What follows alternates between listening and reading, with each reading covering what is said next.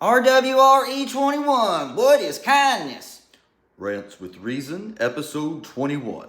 What is kindness? Why it's not niceness and good for something. In continuing our exploration of the fruit of the Spirit, what is kindness? Because when most people hear the word kindness, they think niceness, politeness, appeasement, softness, optional. But the word Paul uses in Galatians 5 actually carries the idea of usefulness. Not usefulness in the corporate sense, not efficiency, but moral usefulness. Goodness that works, that makes a difference and creates change. As we discovered with patience, peace, and love, there are hidden gems in the original language we otherwise wouldn't even think to pay attention to. And that is all buried underneath the English. So when we come across kindness in Galatians, we think Paul is telling us to be like Mr. Rogers. Kindness has been reduced to niceness. And niceness is often fake. Polite people can be cruel. Polite people can lie, manipulate, enable evil, avoid truth, protect appearances. The word itself comes from the Latin polire, which means smoothness, polish. In other words, it's surface, superficial. It's the paint.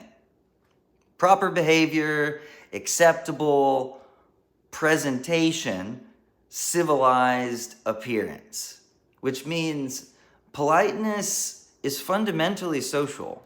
It's about appropriateness, appearances, preserving approval, reducing friction, maintaining standing within the group. And that is why politeness can exist completely detached from goodness, because politeness preserves social smoothness. But biblical kindness is not social performance.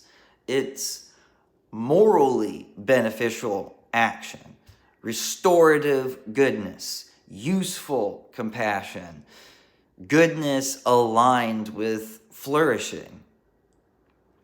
Politeness preserves appearances. Kindness preserves people. Politeness avoids friction. Kindness seeks good. Niceness wants approval. Kindness wants restoration. Sometimes people call it kindness to avoid telling someone the truth because confrontation feels uncomfortable. A parent who never corrects their child may appear kind in the moment, but long term, that is not kindness. Because kindness is not emotional softness, the nice parent. And it's not about making sure people aren't uncomfortable. It's about seeking genuine good. And that good is rightly applied, useful.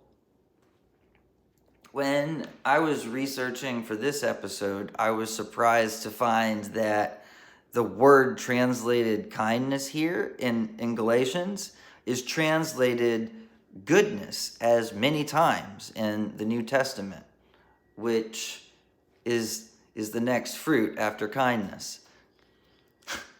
Could be just me, but I have a hunch most English speakers do not think of goodness when they hear kindness.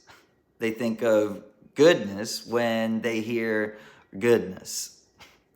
It's actually translated good in some form more than kind. So, okay, what is this elusive mystery word? The word translated kindness in Galatians is chrēstotēs, meaning kindness, goodness. And it comes from chrēstos, meaning useful, fit for use, gracious, beneficial. And that comes from chraomai, which means to use, employ, make use of. So the root idea behind biblical kindness is not merely being pleasant. It is being fit for use. Not ornamental morality, not passive niceness, goodness properly applied. Goodness that benefits, goodness that restores, goodness aligned with reality itself. And again, you may be thinking, wait, isn't goodness the next fruit after kindness? Because I did. They're close, which, to be candid, concerned me for a minute there. Oh, great. This isn't really a list. It's some kind of rhetorical device. But then a light bulb went off. Oh, these are not isolated traits. They're interconnected aspects. More on this later. But there is a distinction between the word translated kindness and the word translated goodness here in Galatians. They seem closer to us in English today than they would in the Greek back then. And the root word is something altogether different with different implications. Vine's expository dictionary puts it, it's not merely goodness as a quality, it's rather goodness in action. Not goodness as a quality, but goodness in action. Moral excellence expressed beneficially. Being good versus doing good. Biblically, sin is what is ultimately impractical. Sin corrodes reality. Sin breaks relationships. Sin distorts flourishing. Sin destroys trust. Sin fragments meaning. Sin is imperfection. Sin is death. Goodness is not opposed to flourishing. Goodness is what flourishing actually requires. So the good is useful, the righteous is life-giving, the kind is beneficial, the gracious is restorative. Words are not arbitrary noise. They are accumulated perception, distinctions humans discovered over centuries, concepts refined across generations, humans attempting to articulate reality rightly. And the reason certain words survived is because they were useful. They explained something real. They made sense to people, and many people agreed. But now we increasingly strip words of their depth. We've stopped using words as concepts and started using them as tokens. Tribal markers, reactionary labels, emotional shorthand. Compression of language becomes compression of thought. And when language collapses, perception collapses with it. And when perception collapses, meaning collapses. A civilization that loses its language eventually loses its memory. And when people lose memory, they lose orientation, and history repeats itself. Now, in this postmodern landscape, there is a recurring question. According to what standard is goodness good? Scripture presents God as the reference point, not merely powerful, not merely emotional, not merely preferable, but transcendent, outside of time, outside the yin and yang, outside a lifespan, generation, civilization, the source of meaning itself. Without God or something transcendent, we are on the same plane as every other human in history, trying to determine what is right, what is wrong, what has value, what matters, what humans are for.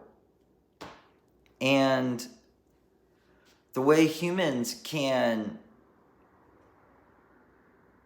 only way humans can compensate for that is build upon accumulated wisdom. Language, history, philosophy, culture, theology, art, memory. But instead, modern culture increasingly treats inherited wisdom as disposable, old news, outdated. We judge the past instantly, discard it casually, strip words of their meaning because it offends us, and then wonder why society becomes disoriented, fractured, and confused. In an era where people believe myth is all but gone, we are degrading the depth of language. The irony is, we're taught secular humanism is the intelligent and enlightened worldview. Life is deterministic, ultimately materialism. The only way to truly progress is to build on the work of the past. If there's no transcendent reference point, morality eventually collapses into preference and power. And I'm not saying that as judgment. It's perfectly fine to think this way. Just understand the implications so you can work with it. Gentle with people, ruthless with ideas. Honest, transparent explorations, good-hearted translations, dialogue. That's the aim. But the need for a reference point is not a new problem. The French Revolution literally attempted to reset civilization itself. They reset the calendar, reset time, year zero. Because revolutions often believe history itself is the problem. And it wasn't just the French Revolution. Later, it was the Bolshevik Revolution in Russia, then the Cultural Revolution in China. Society's problems are systemic, and thus we have to scrap the whole thing and rebuild it from the ground up to fit the preferred framework. But you can't know where you're going if you don't know where you've been. Without vision, the people will perish. A mirror is not a vision. It's a person's reflection. An inverted reality just on us. It's just on us. We're on our own. We're all alone, just flesh and bone, our glory shown. Civilizations accumulate hard-won wisdom over centuries. That's what humanism is all about. But when that inheritance is destroyed faster than wisdom replaces it, or it's uprooted and replaced with idealistic historical revisionism, people drift toward nihilism, hedonism, tribalism, spectacle, appetite, self-preservation, power. Desensitized, cold, and numb, not because humans become more enlightened, but because they revert toward base instincts. Then what is primal becomes normal, and the norm becomes the normative. Morals based on what other people have done without being socially ostracized, rather than what's right and wrong. I was once told by someone that we ought to hearken back to Rome when there wasn't all of these present-day social constructs, and it was just desire. Raw, natural, visceral. And what's wrong with that? Look at all the great things Rome accomplished. And Rome had virtue ethics, true. But virtue was often subordinated to status, glory, appetite, reputation, power. And then there's the fact that women and children were merely objects of desire. Patria potestas, or right of the father, said a woman was essentially her father's until he gave her to a husband. Human rights came second to status. Imperialism, we love that one today. And, of course, hunting down and murdering Christians by the thousands. Otherwise, Rome was great. Apart from this, though, modern culture is not as different as we pretend. We simply replace the Roman pantheon with self-image, influence, desire, identity, personal sovereignty, narcissistic dreams, even human rights, justice, equity. These can feel transcendent adjacent, but they are context dependent on the culture of the time. So transcendence doesn't extend beyond that period. It collapses once the moment passes.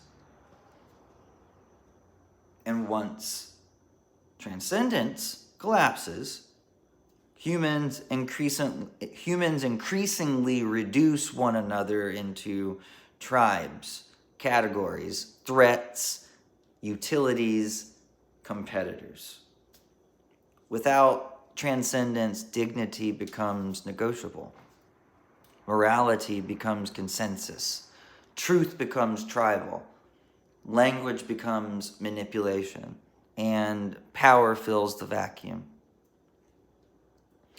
Without a truly transcendent reference point, goodness eventually collapses into preference, power, and negotiation. And when that happens, human dignity likewise becomes conditional. Human rights likewise become conditional. Value becomes tribal. Because if humans possess no intrinsic worth beyond usefulness, identity, status, tribe, ideology, power, it's only logical that other humans become competitors, threats, obstacles. And the weak always suffer first. The poor, the elderly, the outsider, the powerless, the disenfranchised. And without that reference point, nothing remains above appetite, tribe, and power to protect them. And this is why kindness matters so much. Because another result of humans no longer being seen as bearing intrinsic worth is kindness becomes irrational. At that point, usefulness becomes exploration. Strength becomes domination. Weakness becomes dead weight. Compassion becomes inefficient.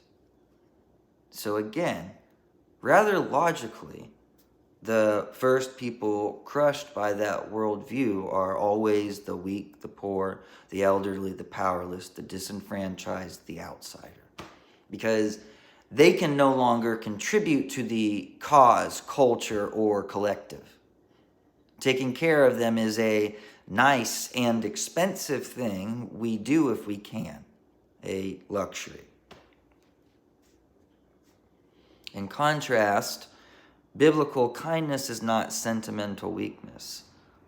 It is goodness rooted in the belief that humans possess intrinsic value because they originate from God.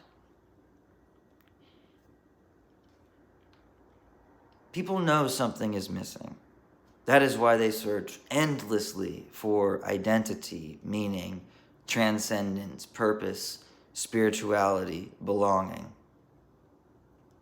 And you do not search for nourishment unless hunger exists. Because deep down, if we're honest, none of us wants to believe all of this is pointless, random, and meaningless.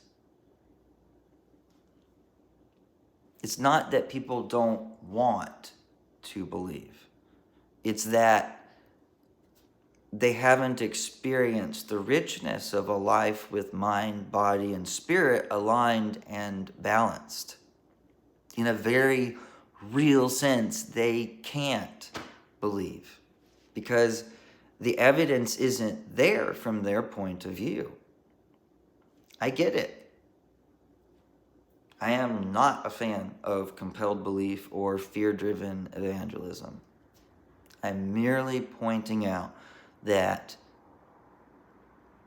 even calloused resentment is pierced by the understanding that this right now, right here, matters and is part of an even bigger plan and movement toward what is good, lovely, and true.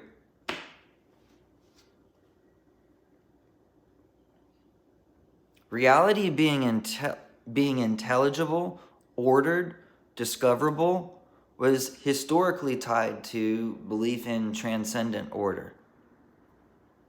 Science was not originally seen as the enemy of God. For many early scientists, studying creation was studying the order embedded within reality itself. Reason was not the enemy of faith. It was part of discovering truth. While modern culture increasingly assumes spirituality is illogical, morality is impractical, goodness is inefficient, kindness is ineffective. But biblically, goodness is aligned with reality itself, as we've said. Science assumes order, consistency, intelligibility, discoverability. Those assumptions are not meaningless. They emerge from the belief that reality itself possesses coherent structure. But we've adopted this notion that reason is antithetical to faith, and spirituality is reduced to superstition. Ancients were primitive and dumb. We judge a book by its cover based on someone else's interpretation and suffer the consequences of ignorance.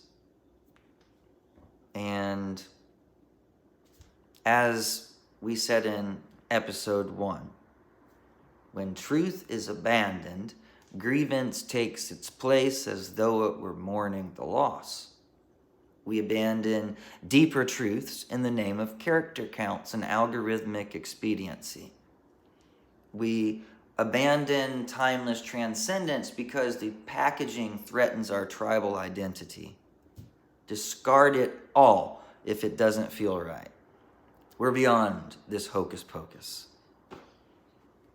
And thank goodness, look at all the pain religion has caused.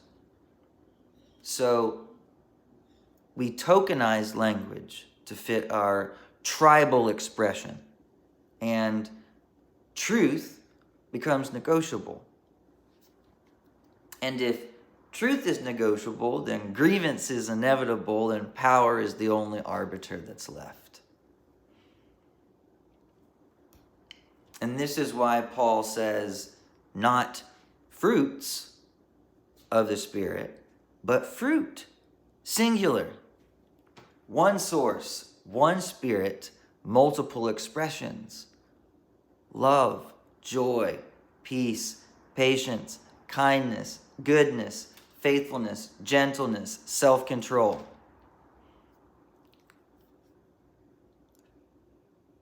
I think I skipped any. These are not disconnected personality traits. They are descriptions of reality functioning correctly under God. But more, they are reflections of the character of the Spirit of God. Together, they are the fruit of the Spirit, extensions of divine attributes, extensions of God's nature. These are not suggestions. They are evidence of God working in our lives, who works within us both to will and to do of his good pleasure. Love is not mere affirmation. Peace is not mere unity. Patience is not mere niceness. Love is alignment. Peace is proper order. Patience is endurance toward purpose. Kindness is goodness properly applied. Goodness is moral integrity itself. Again, the good is useful, the righteous is life-giving, the kind is beneficial, the gracious is restorative. Kindness is not weakness, and it is not fake niceness. It is goodness aligned with truth, expressed beneficially toward others. Not decorative morality, moral usefulness. Because fruit is not decorative. Fruit nourishes.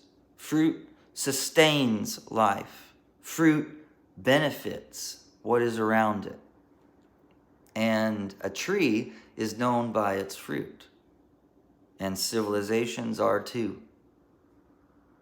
A civilization survives not merely through power, but through goodness that is useful.